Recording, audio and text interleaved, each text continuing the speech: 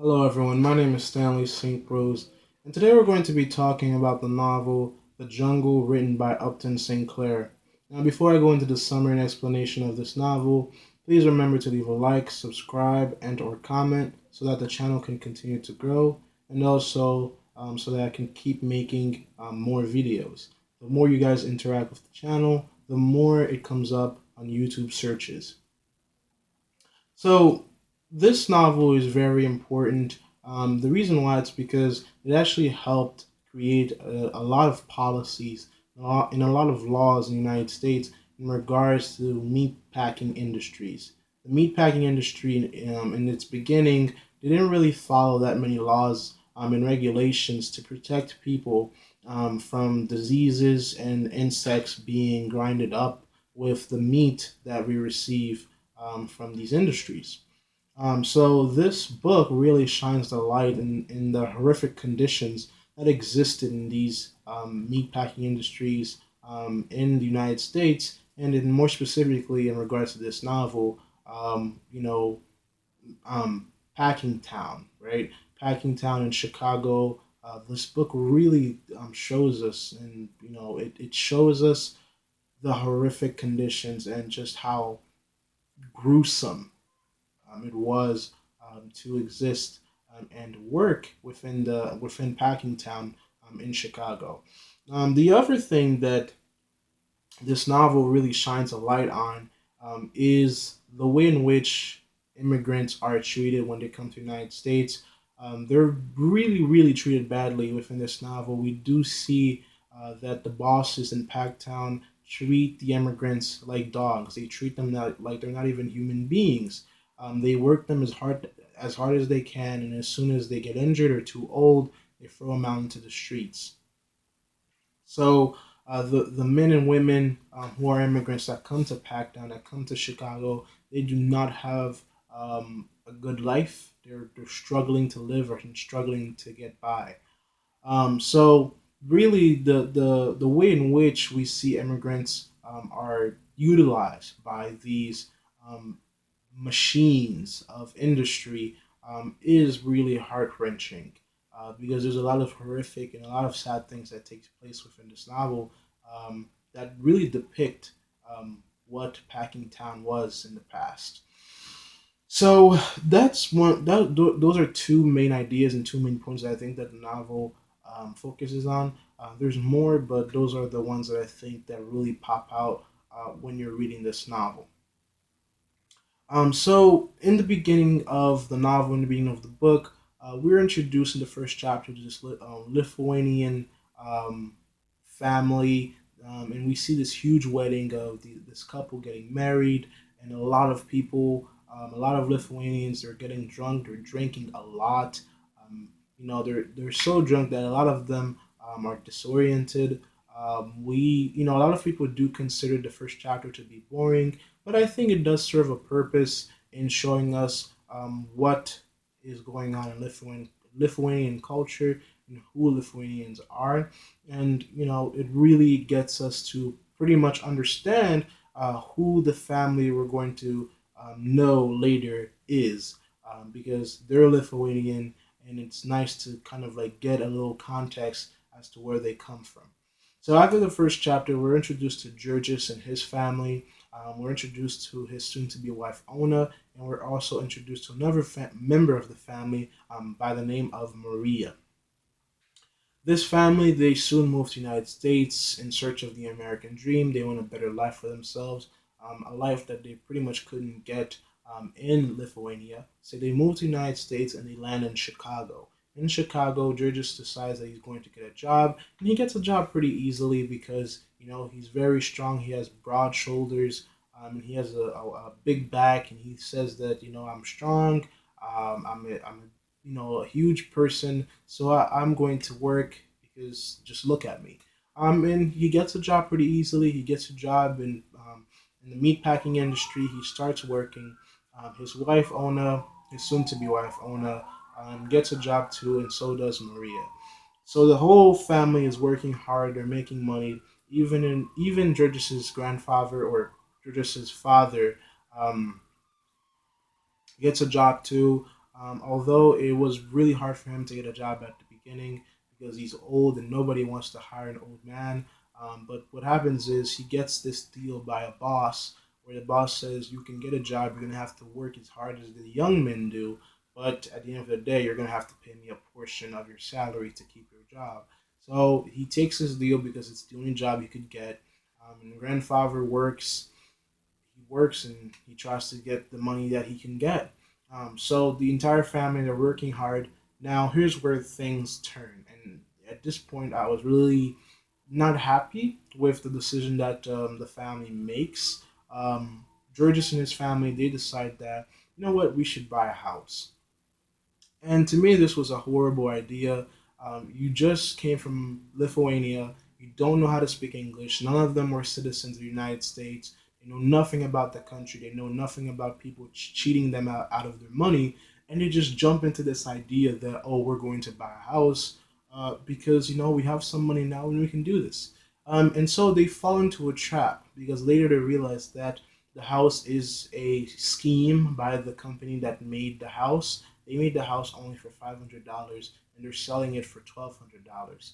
And what they know is that immigrants can't keep their jobs for long because the bosses of the meatpacking industry they just pretty much work you with all of their might until you can't work no more, then they kick you out. So the company that makes these houses they know that sooner or later, these people will not be able to keep their jobs because they're going to get tired, they're going to get weak, and they're just not going to have money to pay their mortgage. So they have a perpetual cycle where they sell the house to immigrants. The immigrants cannot pay for the houses, and then they kick the immigrant families out, sell it again, make more money, make them pay the down payments and the monthly fees, and they kick them out again. So after they buy the house, they soon learn that you know they have to pay $12 a month for the mortgage or for the rent, and then they have to pay a $7 interest, and then there's other fees with water and other things that they have to take care around the house. Not to mention that the house has a horrible roof and horrible floors. It's really cold during the winter time, and it's just a bad deal all around. So at this point, to support themselves and to keep the house afloat and to keep paying the bills for the house, Georges makes all the kids in the house. They all have to get jobs. So some of the boys they're selling newspapers. They're working in factories. So the entire family, even the grandfather, is working. So they're working hard. Georges has this motto that he lives by. You know, the more hard times come my way, I'm gonna work harder and tougher, and I'm gonna make more money and help my family survive. And that's his motto, and he never changes that. So the things keep getting worse. What happens is George's father dies. He's old. He couldn't do the meat packing work. He was just basically cleaning up after workers, and George's father couldn't do that work anymore. He ends up dying, and they pretty much didn't have that much money to spare, so they bury him quickly, and they carry on. There's not really that much time to stop in this novel. It's one after the other, 1, 2, 3, 1, 2, 3. There's no stopping. It's just you gotta keep on going. You can't waste time. You can't take a day off. So the father dies, the kid's grandfather dies, and they keep moving. What happens is, and this is where things start to get even worse. Um, Georges gets injured, and he pretty much has to stay home. He breaks his leg, or he injures his leg at the factory, and he has to stay home.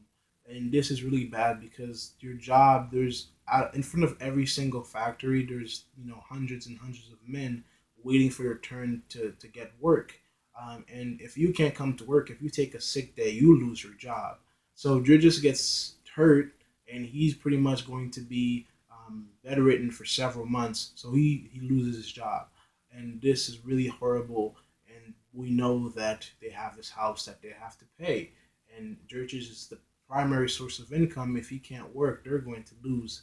So this pretty much puts the rest of the family into overdrive, and they're working even harder, trying to keep up with the payments. They're pretty much eating scraps. They're eating pretty much discarded food that can't do anything for their health. So it's pretty sad, pretty horrific.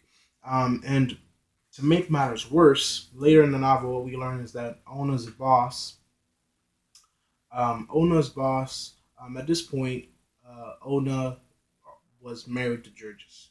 At the beginning of the novel, they weren't married, but by this point, by the point where Georges breaks his leg, he was married, and Ona had given birth to their son. And they actually put themselves in a lot of debt from their marriage, which that was another thing I disagreed with when I'm reading this novel. Because when you're reading a novel and when you're watching a movie, sometimes you actually see yourself in the story that's being told, and sometimes you agree or disagree with the decisions that the main characters make. And I think that a lot of people do this when you're reading a book or watching a movie. You agree and disagree sometimes with the main character, and usually authors or directors or whoever is making the content, they usually make the main characters morally, a, a person whose morals you would stand by, or a person that you can see yourself as. And sometimes, the decisions that the characters make, you're like, yeah, I would make that. That's a right decision. That's a decision I would make. And so, sometimes when the family makes certain decisions, you're like, okay, that's good. And sometimes when they make certain decisions, you're like, I would never do that. And one of the decisions that I didn't agree with, from my perspective, is the amount of money that they spend on getting married. Georges and Ona get married, and they actually get into debt because they had to feed people and they had to receive people to come to their wedding. That cost them a lot of money. So they get into debt, and I was not happy with this because, listen, I know you want to keep your dignity, and I know you want to keep your culture. But at this time where you're barely making enough to eat and to pay for the roof over your head, it's not a time to have a big wedding. You should, do a small little thing to get married, and then, know that in the future, once you have a better situation, you can have the big wedding, and, have the big wedding and not end the wedding with a huge amount of debt waiting for you at the end. So that's what I would do, but that's not really what the direction of the novel goes with. They do get into debt, they do get married, and now they have a new member of the family. Georges has a son that really looks like him, and he really loves his son. And the things are not getting good. Things are not getting better. And it even gets darker because after they get married, after they have the first son, Georges learns that his wife is cheating on him. Ona's boss forced her to sleep with him because he said that if she didn't sleep with him, he was going to ruin the family and take all their jobs away. And she has no power. She can't speak English. She doesn't know what to do within this country. So she does it to save her family. Georges finds this out. He storms off. He basically attacks Owen's boss. He attacks him. He bites him. He takes pieces of his flesh in his mouth. Um, Georges gets arrested, and he gets sent to prison. While he's in prison, the family lose the house. They didn't have enough to make. They didn't have enough to pay the payments, and they didn't have enough to eat. So they moved back into this old apartment, um, and they're trying their best. The kids are still working on the street, trying to make all the money that they can to keep the family afloat.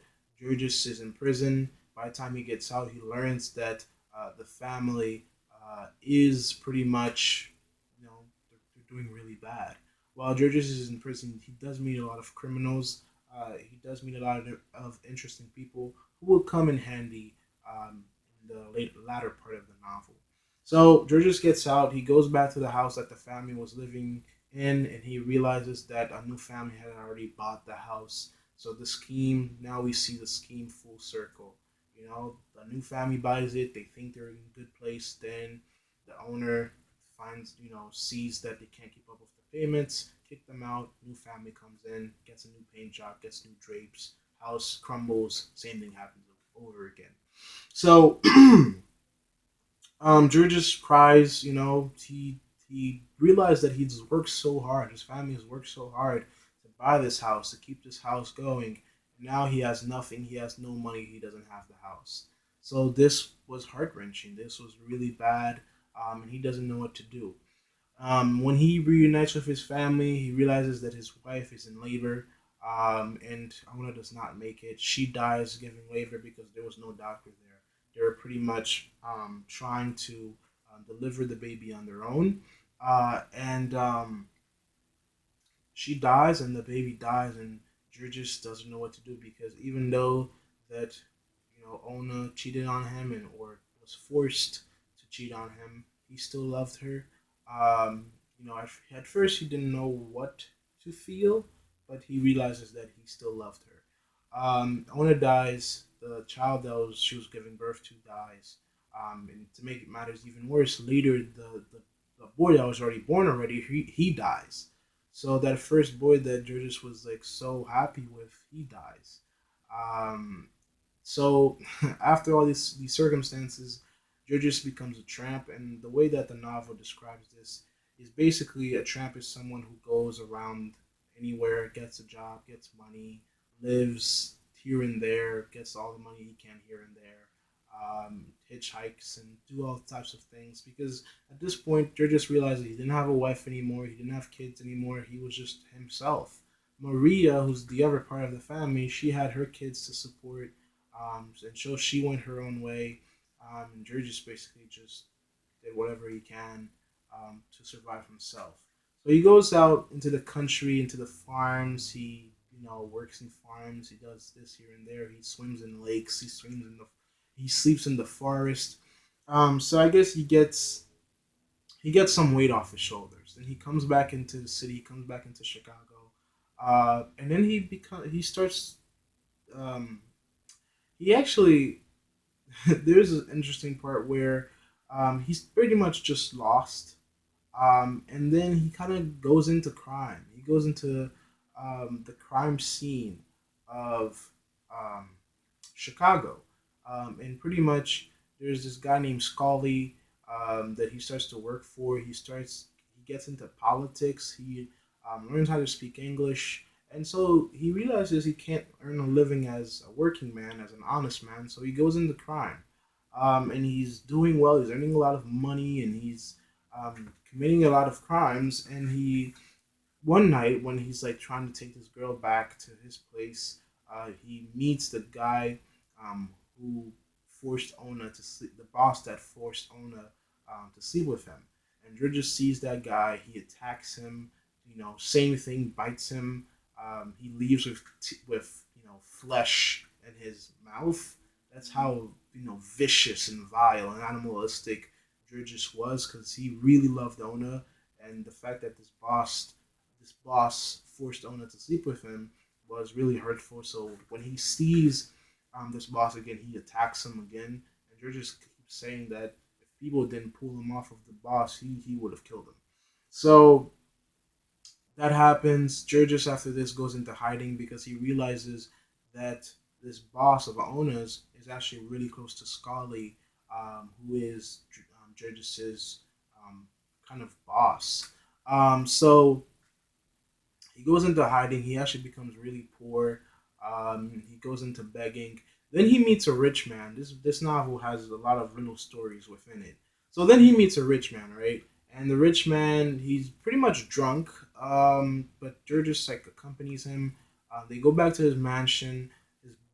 The butler for the rich man does not is not happy to see Georges, because he realizes that Georges is a bum off the street.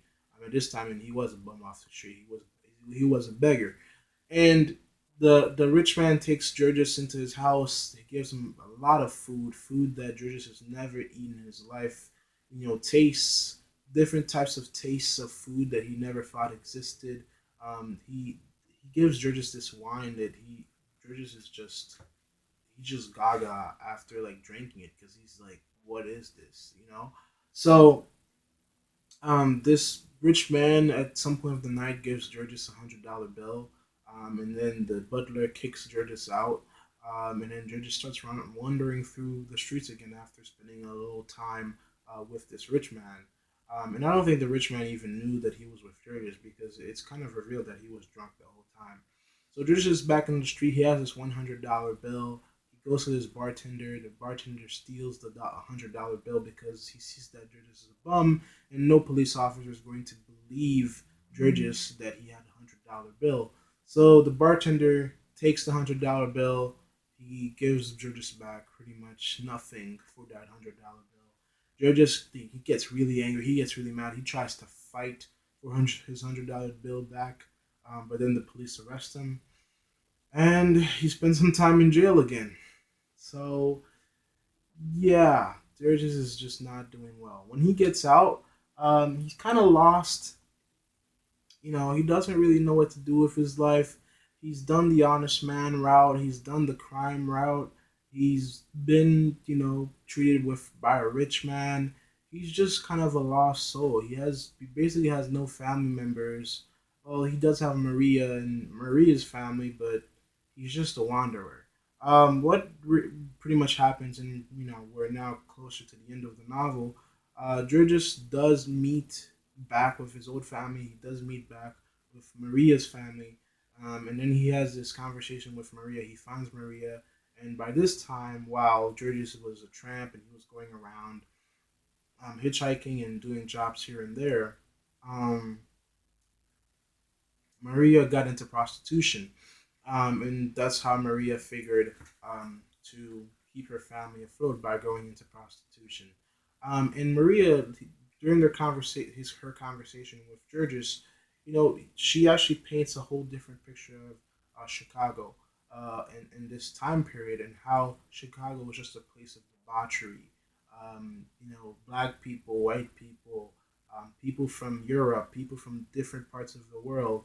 There were prostitution crimes, and corrupt politicians, corrupt police officers, corrupt capitalists. It was just a mesh of sin, and lust, and people being corrupt, and people cheating other people out of their money. And there's just horrific stories all around of people coming from different countries for a better world, immigrants coming from Europe or other countries for a better life, and they just get sucked into a world of prostitution, or a world of crimes, or a world where they had to do things that they never thought they would do. A lot of them do end up committing suicide because they didn't think that their life were going to be this horrible. And Maria has accepted that the only way she can survive is by being a prostitute. And she even says that, she's not going to be doing this forever, because she can't remain young forever. And as soon as men are not attracted to her anymore, she's going to be thrown on the street, and she's going to have to find another way to make an income. So it's really sad. It's really horrible. This novel really doesn't show us that much of a happy ending. It's really horrible, which is really close to real life, because in real life, most people don't get happy endings. So when you read this book, it's not going to be, you know, introduction of a good life, then a bad part, and then a good ending. That's really a lot of how cliche stories and cliche books and movies go. You always get that wonderful beginning, or a beginning with a lot of promise. Then in the middle, we kind of get something bad that happened, and then the protagonist kind of, climbs up from that and then becomes something great. This book really doesn't do that. Um, this book just gives us the facts, and how horrible things can be. And so, Maria and Georges, they talk, and you kind of realize how Chicago at this point in time, there's a lot of debauchery, a lot of sin, a lot of lust, a lot of people being cheated going on. And Georges, he's kind of depressed. He doesn't really have a compass in life. He doesn't know what to do. He's not going towards religion. He can't keep an honest living. He's getting cheated by his bosses, by the people. A boss slept with his wife, and he says that that boss wrecked her, and then the owner's dead. His children are dead. So he's a man. When he came to America at the beginning of the novel, there was a lot of optimism and a lot of hope, and now he's been crushed and mangled. The book even tells us that at this point in George's life, he is not even a strong man anymore. At the beginning, the book described Georges as a man with broad shoulders, a broad back, and he was just ready to work. He was really strong. But at this point, near the end of the novel, he's weak, he's thin, he's old, and the city and the life has sucked away all of his youth and all of his vitality. And he's pretty much nothing. His family is gone, his wife is gone, his kids are gone, and his dignity is gone. Maria's dignity is gone because she's just selling her body now to keep her kids afloat. So this family has been reduced to nothing with no dignity whatsoever. It's just down to skin and bones. They have no dignity whatsoever. And Georges leaves Maria.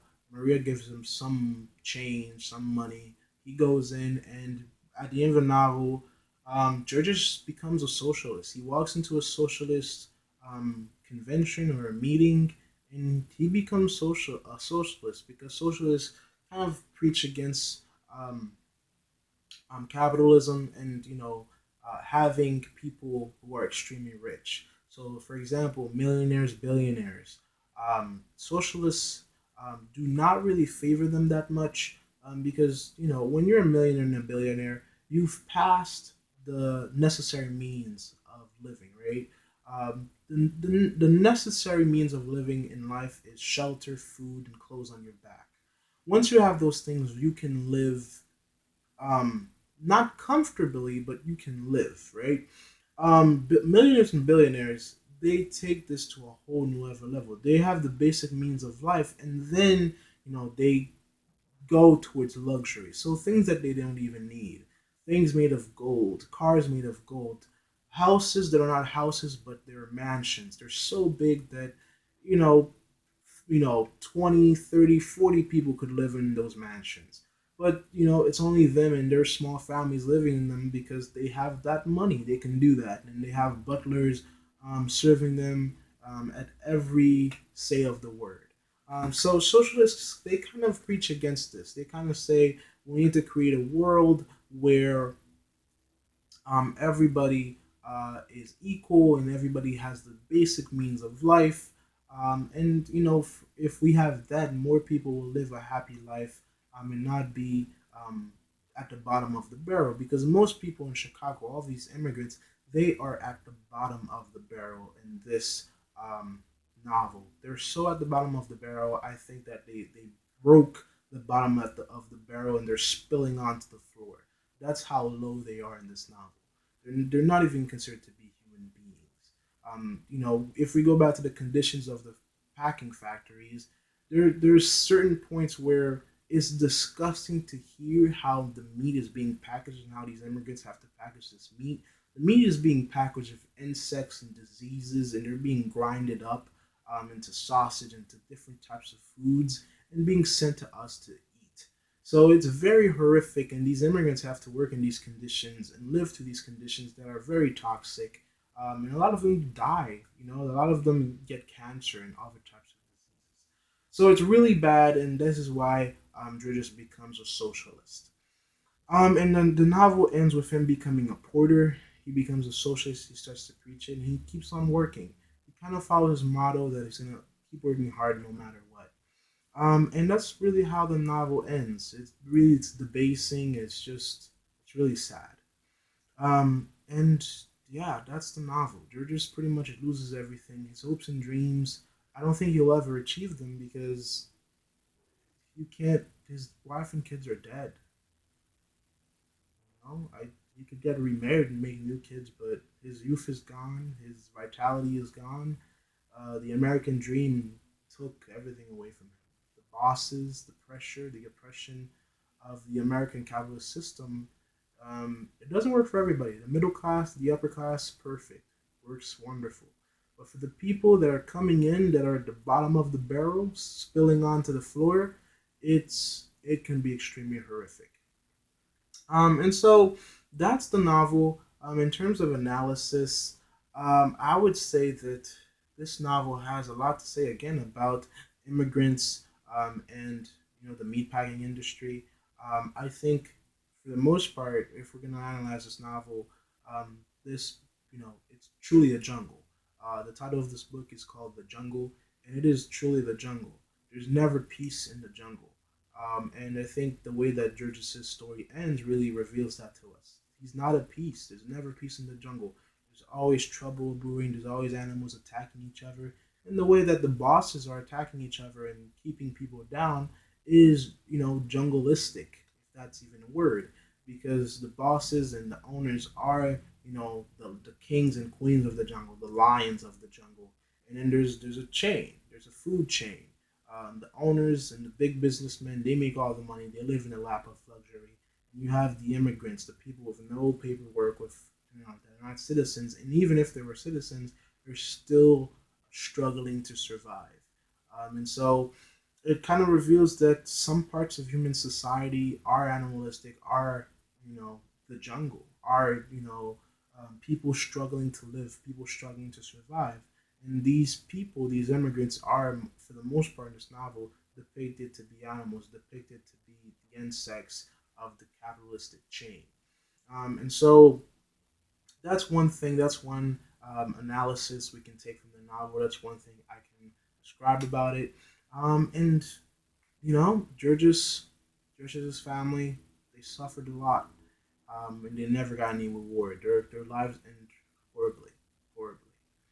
And that's my summary analysis of The Jungle by Upton Sinclair. Please remember to like, subscribe, or leave a comment, and I'll see you guys in my next